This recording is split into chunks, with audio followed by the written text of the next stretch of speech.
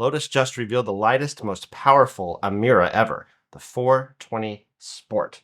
And it starts at $122,900 in the United States. But now there are 6 or 7 or 8 or 9. It's hard to say how many versions of the Lotus Emira have been released in the United States at this point. But I've got Mike here from Getaway Driving, who knows a lot about the Emira and an Emira owner, as you can see in the back.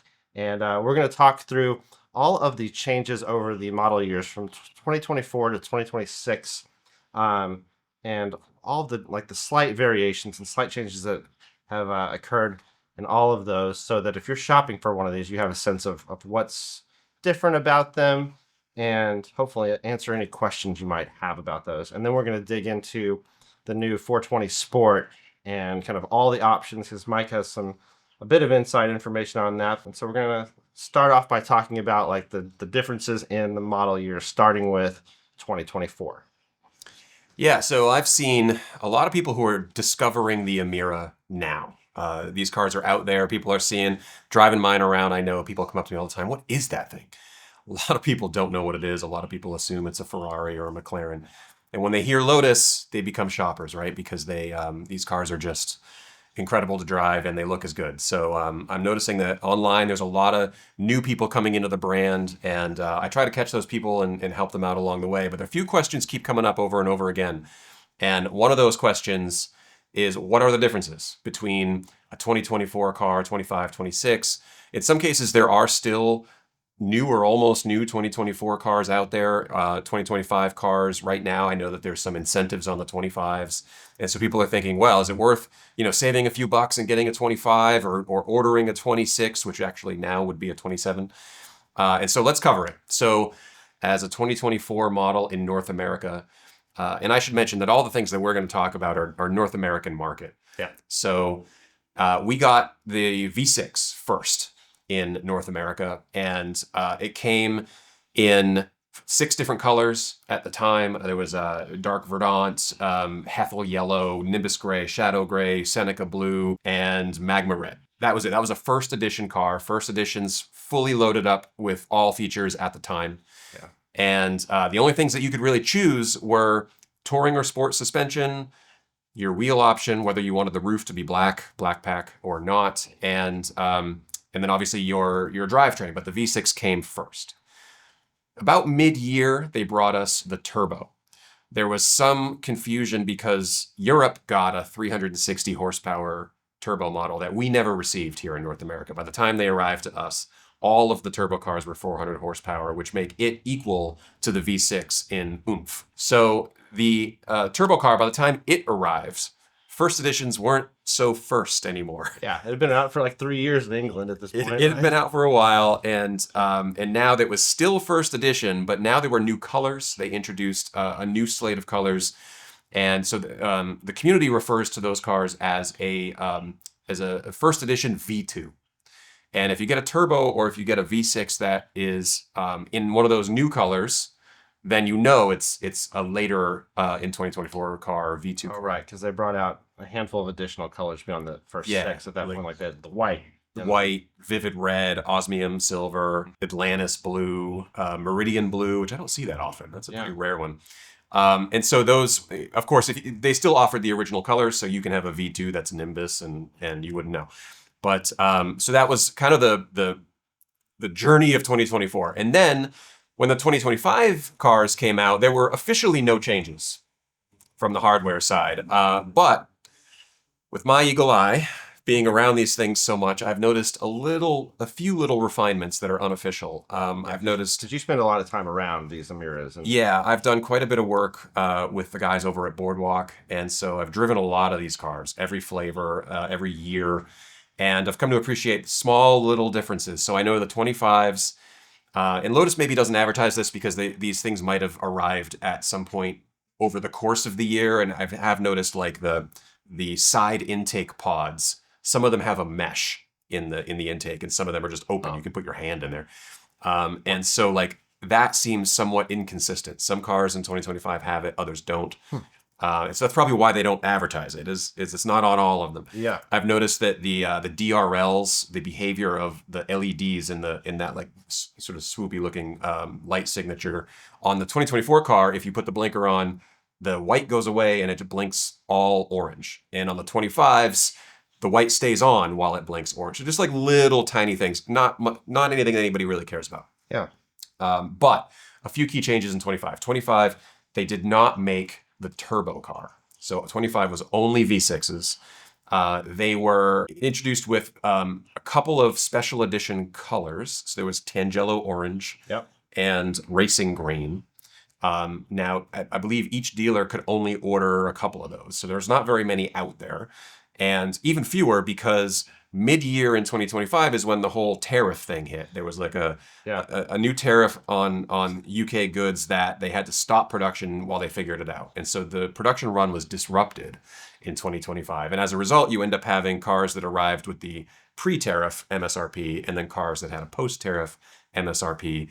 And because that was disrupted, some of the 25 stuff arrived as 26 models. So now you see 26 cars that are racing green and Tangelo orange, but those cars were all ordered at the start of 2025. Basically, whatever the model year of your Lotus is like wrong. It's just like not right.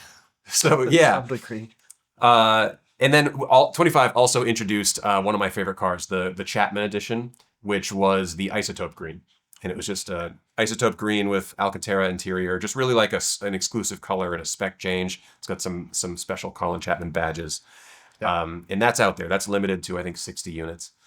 And that was it for 25. 26 brought the first official hardware changes. So in 2026, we got the SE model. And we got the biggest change was the ADAS suite. So now we have a sensor pack on the front. It lives, it almost looks like a sort of a black rabbit tooth on the front lip, on the front grille. Okay. And that sensor pack enables traffic-aware cruise control, but only on the automatics. And then all cars receive rear cross-traffic alert, speed limit sign notification, or recognition and notification. So that's actually something owners generally are annoyed by because now you get the chimes and people have to turn them off at the start of every drive. So two sides of this coin. Yeah. The ADAS suite also has the blind spot detection and a few other like little just sensor suite goodies that we're used to, like lane departure warning, that sort of thing. Mm-hmm. The 2026 cars also have small refinements to the cooling system where they rerouted some of the lines. And so the net result of that is a little less weight and a little bit more efficiency. They adjusted the damping in the suspension, though I'm not sure anyone's really going to notice it. They adjusted the air conditioning. I know on mine, it's like sort of light breeze, hurricane. And so it's a little more even. Yeah. They have some new transmission mounts, I believe. Yeah. Double check me on that. That improve the shift action. I know mine can get a little hard to get in first sometimes. The shift is a little more precise in the 26 cars. And then the turbo cars received software updates all along the way. When the turbo car originally came out, people were critical of the speed of the shift, but they've really improved that with software updates over time. And that's been a few different updates, of which the 2026 update is just the latest one. And the good news about that is that's backwards compatible. So if you have a 24, 25, or if you go buy one and it didn't have that 26 update, you can get it, though I'm told that it's not available yet. But it will be. And when it is, it'll be available. Yeah. And I think, whether they charge for it is a dealer decision. I'm not 100% sure on that, but I know the Boardwalk guys are going to just give it to you. Okay. So that's the 26. And then along with the hardware changes, there were also a new slate of wheel options. There's a more angular, aggressive they also have a different satin finish on some of the wheels. You can get two new colors. There was Purple Haze and EOS Green. Now that I've seen them in person, I don't like the purple as much as I thought I would, but the EOS Green is excellent. So interesting. Just personal take. Yeah.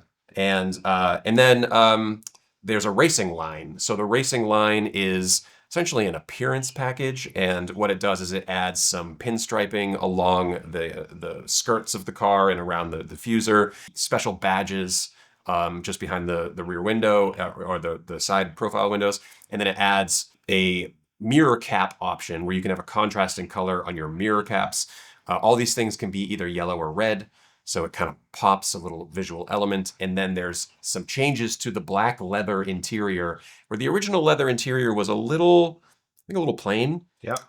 The Alcantara black looks really nice because you have this differing texture and it's really classy, very race car spec. Yeah. But the black leather was just a lot of black leather. And so they've introduced some new colored contrast trim pieces that brighten up some of that interior. And that's available on the 26 cars as well. I had a question. Did they also kill off the torque converter automatic for the V6 Yes. 26 model year, or is that next year? No, 26 no longer has the V6 automatic. Okay. So if you want an automatic in 2026, you need to buy the turbo car. And I think that's just a market reaction because the turbo car is the better automatic. That has an 8-speed DCT. It's a much more modern, much faster shifting transmission. That car is a ton of fun. Ugh, I can't wait to drive one. I know that there's like the purists live here, right? The purists are. Well, aren't you a purist? I'm a purist too. I mean, I am a purist, and I chose a purist spec. But I've driven that turbo car, and it is so much fun. It is such a riot. It's just a different flavor, and I think people are kind of waking up to that. I've heard anecdotally that at the dealership level, there's a lot of recent interest in the AMG car, even eclipsing the V6 recently. So 2026 also gave us the Jim Clark edition. So this was a limited run. It's a Clark Racing Green, which I was told is different from Racing Green. Of course, it's not very different, but it's a bespoke color. They're just so good at complicating things that don't need to be complicated. They just, Yeah. I mean, I know people wanted green on their Emira, and now there's Isotope Green, Dark Verdant, Racing Green, and Clark Racing. Man, I love the Racing Green. And that's, because, I mean, I think a lot of people thought the Dark Verdant was a little too dark. Yeah. Right. And EOS Green. There's 5 Where's greens. EOS Green? Yeah, okay. So the Jim Clark adds the stripe, the yellow stripe that looks like the old Lotus race cars. Yep. And then it adds a few of the details, but the main one that actually makes it, because a lot of these special editions are kind of a trim package. It's like the aggregation of a certain set of options plus a special color. Yeah. So the Jim Clark has a special stripe, but they actually went above and beyond on this one because it has an asymmetrical interior where you've got the driver's seat is red and part of the dash is red, but the passenger seat is black. Oh, real? Yeah, so the asymmetrical interior and the homage is the single seat race car that had the red interior. I mean, I sat in that car and I was like, this is cool. This is special. You don't see asymmetrical interiors all that often. Yeah. A lot of people look at the future and some of the decisions they're making about introducing a hybrid model, and we'll get to that in a bit. There's no manual there, and the purists hate that. Right. But there's a market for it because I see it. There's a lot of interest in that AMG, and this hybrid car seems like it's going to be just more of what makes the AMG great. You're talking about the V6, the horse engine that's coming out that everyone lost their mind over because it's only going to have 4 gears. The interesting thing to me, from a pure, true performance standpoint, fewer gears should be better if it can be set up properly, or like from a racing standpoint, fewer gears should be. Because there are too many, right? Like, the 10-speed Mustangs, it's too many.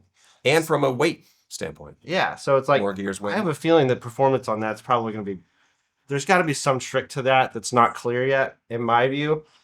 Because, like, obviously, like, on the face of it, they know they're going to get terrible press. You're going to go to a 4-speed automatic, it's like 1992 or something like that, but I feel like there's got to be something more to it that I don't understand, or Lotus is just making really strange decisions, which they have been known to do. No, I mean, listen, this is an easy joke, right? You hear it has a 4-speed transmission, and like it's if you just leave it there, if you just read the headline, it sounds archaic. It sounds like a return to the 60s, which, by the way, in some ways, a return to the 60s would be great, right? We all want that new Elan, but that's not what this is. So we'll skip ahead a little bit here. Totally. The 2027, they've said they're bringing a 536 horsepower twin turbo V6 hybrid. This car is going to have a Horse engine. So Horse is a partnership between Geely and Renault.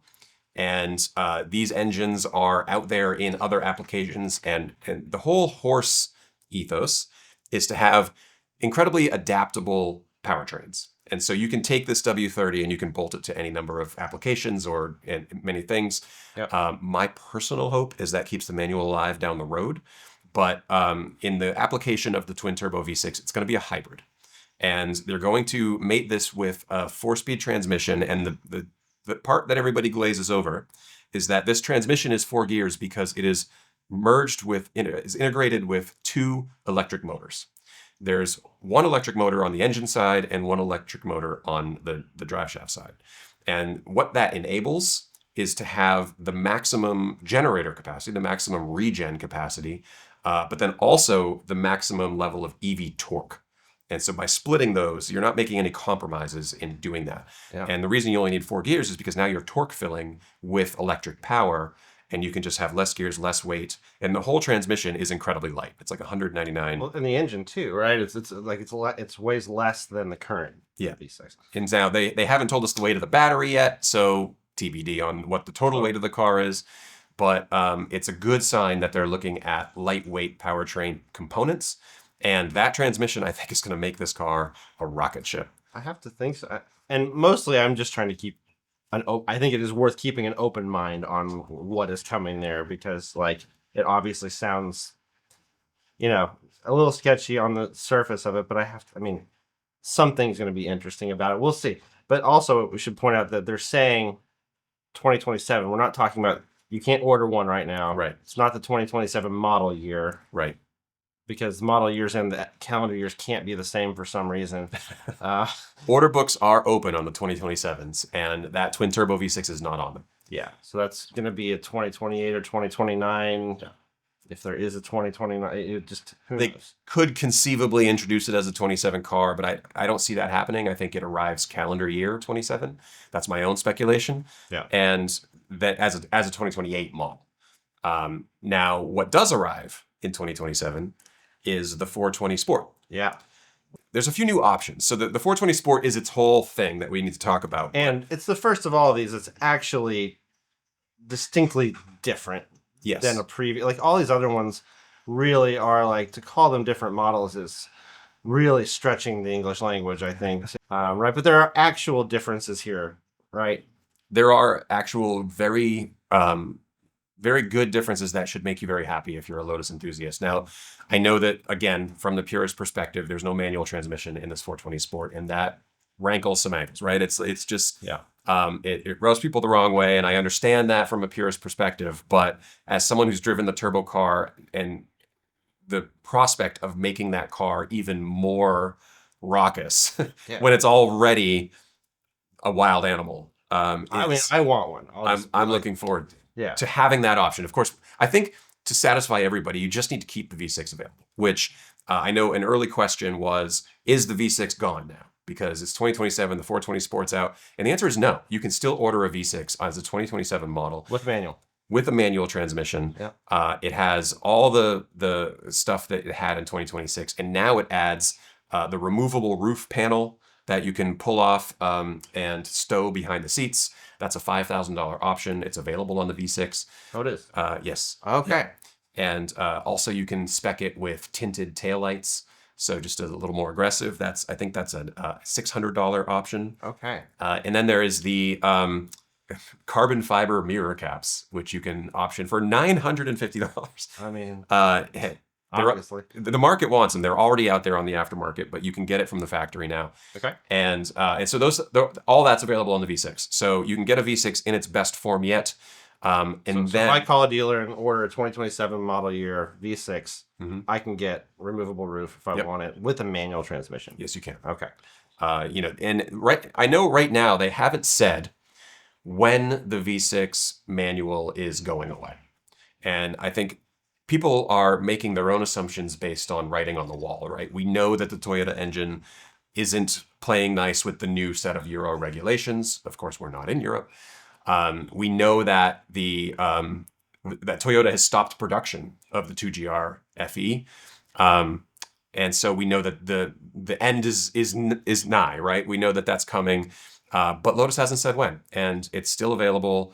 I think a very easy way to quell some of the purist outrage would be to keep it available as long as they can. So I don't know how long that's going to be, but as of right now, you can get a V6 manual with a removable roof, and I know a lot of people want that. Oh yeah, I mean, obviously that'd be super cool. Okay, so digging deeper into the 420 Sport, so like, of course, it's the 420 Sport. You'd think that would mean it has 420 horsepower. It has somewhere around 414, 416.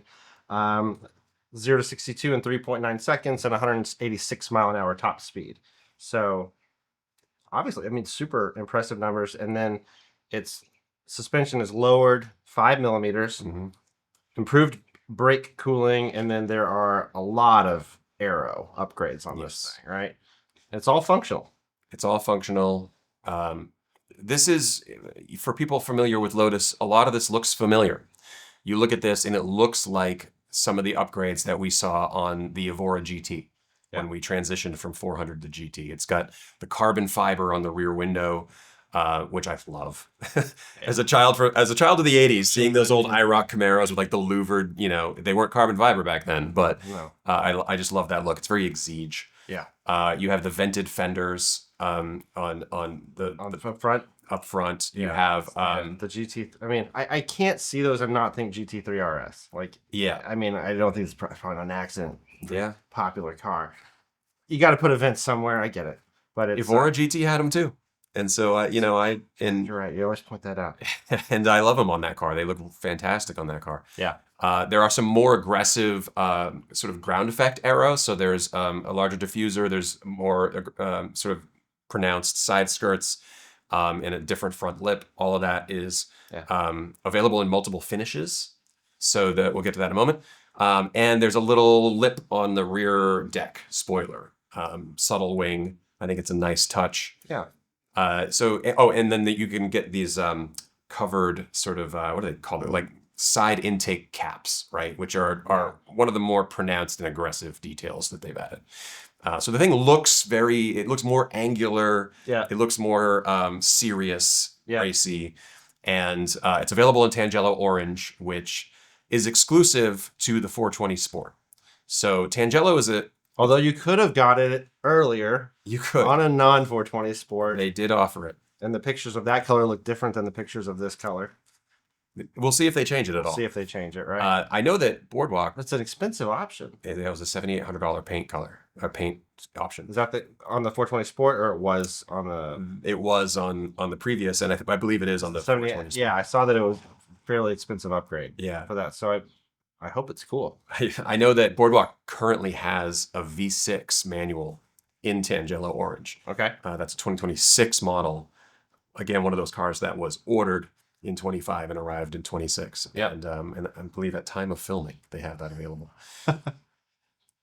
Email Mike at Getaway Driving and .com if you would like more with any of this stuff. If you're interested in these cars, please feel free to email Mike. His email address is on the screen here. He's very tied into the community and the kind of the dealership network. And while not working for a dealer or anything like that, he can help and answer questions and maybe put you in touch with people to make it a smoother process then. Yeah, I've been lucky enough to know a lot of people in this sphere. If you guys have any questions, you can feel free to reach out to me directly, and I can even hook you up with somebody who can make the whole process of ordering one of these easy. I do think that it matters about allocations, right? Like you want to get in on a list that is going to actually have access to cars. That not all dealers are equal when it comes to allocation and the number that they're getting and when they get them. So reach out to me and I can hook you up with someone.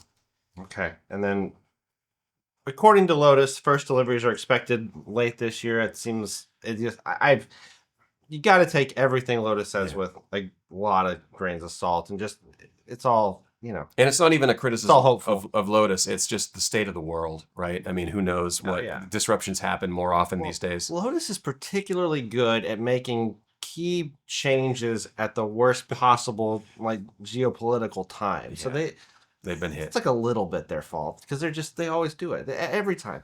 But that's fine. I love Lotus more than any other car brand, so I can say this about. Yeah. anyhow, so there's in addition to the Aero, there's more air to the outboard radiators, and then more air to the central radiator, more to the brakes, with all the Aero, and then there's some options, and some of them Yeah. are like pretty cool.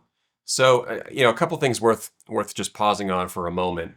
On the Aero side, there's a 15% increase in airflow to the radiators, and some of that is configurable. You can actually remove the plastic caps that are in the in front of the radiators that are on the normal cars for a track day. Oh, You can Cool. also remove the front plate. The front plate is easily removable. Now, many of us went out there and contacted Greg at GRP and just got like the plate that mounts underneath, and it's easily removable anyway. Mhm. But that comes from the factory now, and they say that just removing the plate increases your airflow by 14%. So there's that, and then there's a removable brake duct blanking panel that gives you another 10%. So more cooling that you can configure sort of easier Yeah. with this car. Of course, you can do it on the other cars, but it's just harder.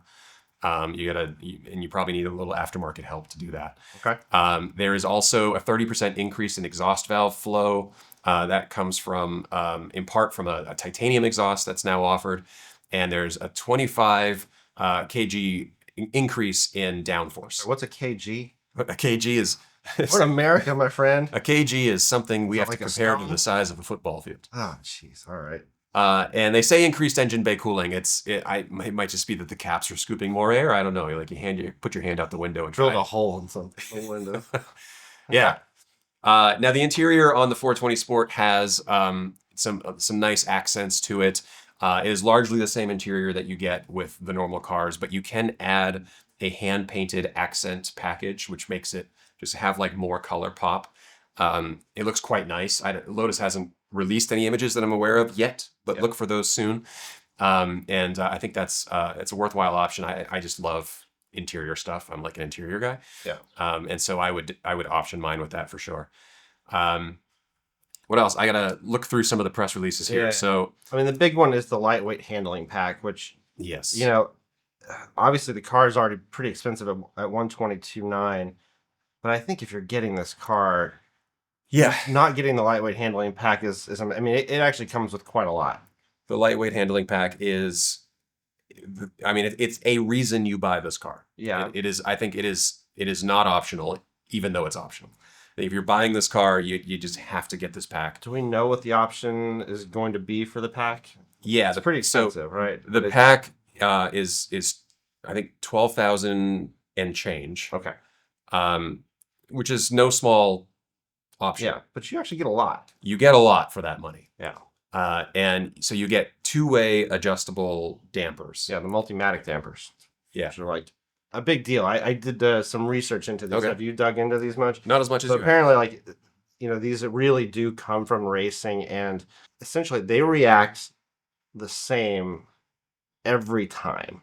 So when you're like on the track and like really trying to dial in like how you're going around, like they respond the same always. It's just like it's I think there's an aspect of, I don't know if there's a feel thing that really improves much and all, but it's a predictability thing, like truly race car. Shanu at InnoKinetic sent out his June newsletter, and he talked about this a lot, and like he's totally zoned in just on the Multimatic dampers, just being like he's very excited about it. So if Shanu's excited about it, this is something, this is like a good sign. And so now I'm very curious about it.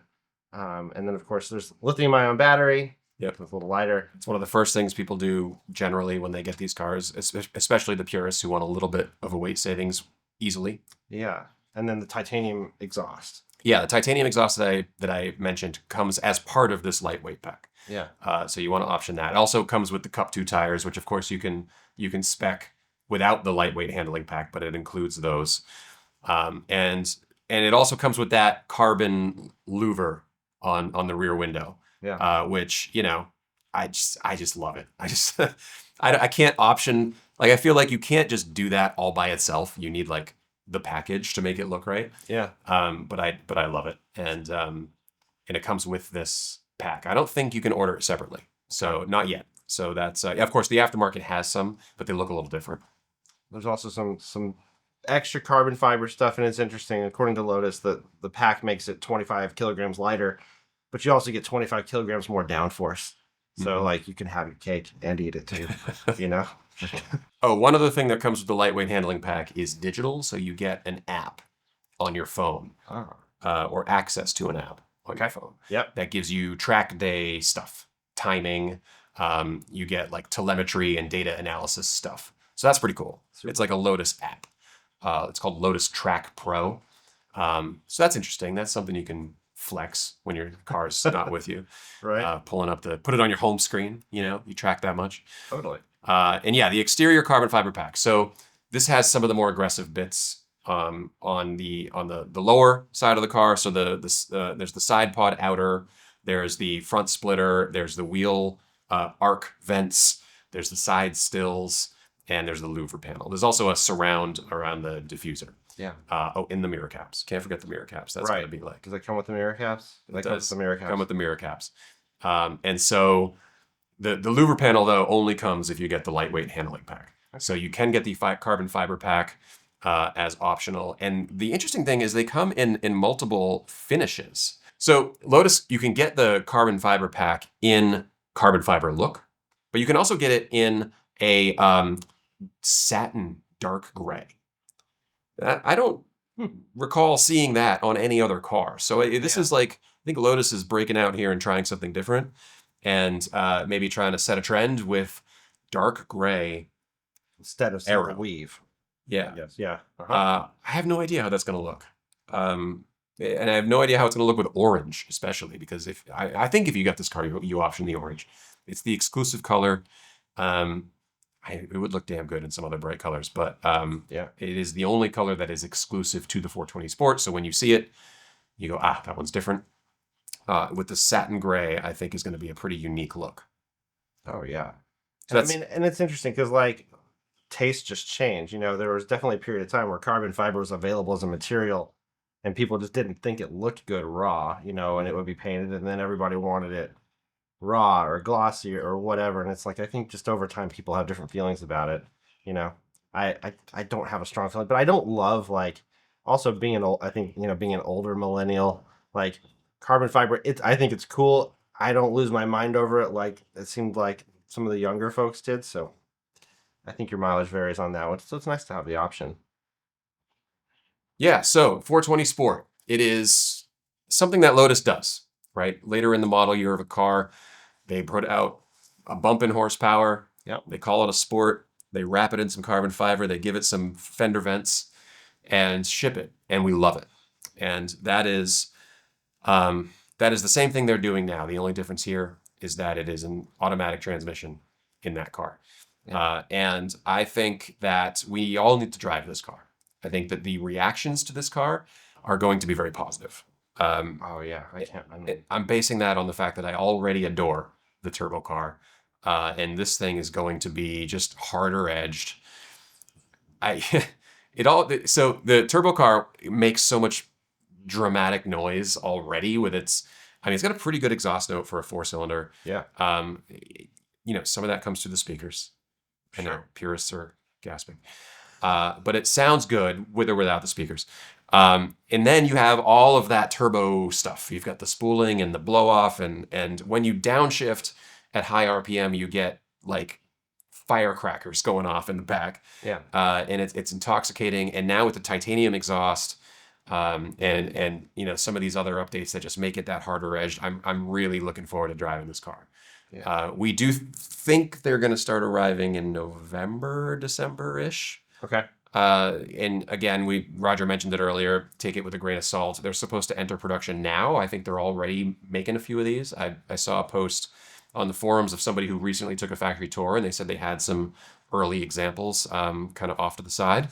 Yep. But that is still going to take some time to get to us. So they have to then manufacture these, Yeah. put them on a boat, send them over. Another option on the 420 Sport is the exterior hand-painted stripe. So the exterior hand-painted stripe is detailing on that sort of accentuates the louvers Yep. on the rear carbon panel Mhm. that replaces the rear window. And then along the skirting of the new Aero kit, of the carbon fiber Aero kit, and then along the splitter as well. And it kind of accentuates the splitter, which is It has some aggressive angles to it, a little like a Formula One front wing in its most minimal form. And it's available in 3 colors. It is available 4 colors. In 4 colors. So it's orange, red, yellow, and silver. And you can accent your color with that. I think that could look pretty cool. I think, but what they've done here, I think is pretty tasteful. Yeah. And you guys will see that on the configurator soon. I want to see the guy hand painting it. Right? I want to know who does it. I want to know his name. I hope he signs it like underneath when I go jack up the car. I can see J Smalls or what. I don't. I know they used to put signatures on the Evoras on the dash. Yeah. Which I miss. I think they should keep doing that. That would have been cool. Yeah. And then 2027 brings us a special edition for the V6 Emira. You can get the Scura Edition. Okay. This is just a murdered out stealth black edition with red calipers and red accents on the inside. So it's not the red interior, but it's the red stitching, and it just looks. It looks like it's the Batman version. It is an homage to an Exige of the same name that came before it. The Exige had a it was a matte black paint job, but it had a gloss black stripe. Yeah, super subtlety. The Emira doesn't. The Emira has no stripe, but it does have the gloss black pack roof with the matte black on the rest of the car. Okay, so it is contrasting in that way. Because their strike guy wasn't available for the Scuras, apparently. Strike guy's busy, man. He's on the line for the 420. Okay. So this car is actually due pretty soon. I think they're due to reach our shores at the sort of the end of Q2. That's the estimate I've heard. Okay. And so if you want one of those are limited edition. I think there's 60 total. Yeah. You got to jump on that. Email Mike at getawaydriving.com. Yeah, I listen. I know of at least one that's not allocated, so I can connect you with somebody who can get you that car. But that's going to be a cool car. I think that'll be a package that people like, and it's not available in any other way. Yeah, I mean, so what's your verdict at this point? If you were buying a new one, would you get the V6 manual, or do you get the 420 Sport? Oh, I don't know. I mean, this is listen. I just clocked 19,000 miles on my Emira on the drive over here. Mm-hmm. I still am in love with that car. It's gotten even better. Recently I did the third cat delete on it. I just did my own oil change. I got to sort of work on it for the first time myself, and it was a joy to work on. I mean, it was just like easy. Yeah. And that thing just, the more I drive it, the more I love it. It's been perfect for me. I just swallows miles, treats me well. It's pretty good fuel economy, weirdly, which I've started to notice now with gas prices being what they are. And things get 30 miles per gallon on the highway. It's not nothing. So I love that car, and I love rowing it. So it would be really the appeal of a different flavor, though, with the turbo car. Every time I go visit the guys at Boardwalk, I take a turbo out. When I choose on the lot, I grab a turbo because it's just a different experience that I can have that day, and it's so much fun. Yeah. I think I'd have to drive this 420 Sport to say. Yeah, I gotta see what it's like. I'm kind of leaning towards, like, if I do get an Emira, it seems awfully cool. And I think this is a Purist choice because, I mean, the Esprit was 4 cylinders. Lotuses should have 4 cylinders, really. Yeah, there's nothing here out of bounds, I don't think. I mean, even the sunroof, that was an Esprit thing. Yeah. I think the V6 is in a moment where get them while you can. And I mean that industry-wide, right? Manuals are just going away. I think there's a little bit of a retraction from that, and they're adding them back into some things. It's like, how long will that last? Exactly. And like, we just don't know. I mean, maybe it will, but it's hard to say. I think you have to assume it's like a temporary rebound until our generation dies off or something. I believe it's going to be really fun to drive. Yeah, I can't wait to drive one. Hopefully buy one. So, okay, so if anyone's interested in the 420 Sport more, or, hey, if you look at Boardwalk's inventory and they've got something interesting, email Mike at getawaydriving.com, and whatever questions you have, he can help point you in the right direction and make an enjoyable process for you. Yeah, we, I know some people who have a lot of answers. So, and I've been around this for a really long time. I like helping people. Of course, I have EVE Guide, which is my other company that helps people buy their first electric vehicle. And so I have one foot over there, one foot in sports cars, and so I just like helping people figure out what they want. And so, yeah, and I've driven a lot of things. Yeah, you have driven a lot of things. So I've driven a lot of Emiras, a lot of Lotus, and a lot of things. yeah. All right. Well, Mike, thank you so much for joining me today to talk about this. And as always, if you have questions, leave them down below us. And thank you for watching.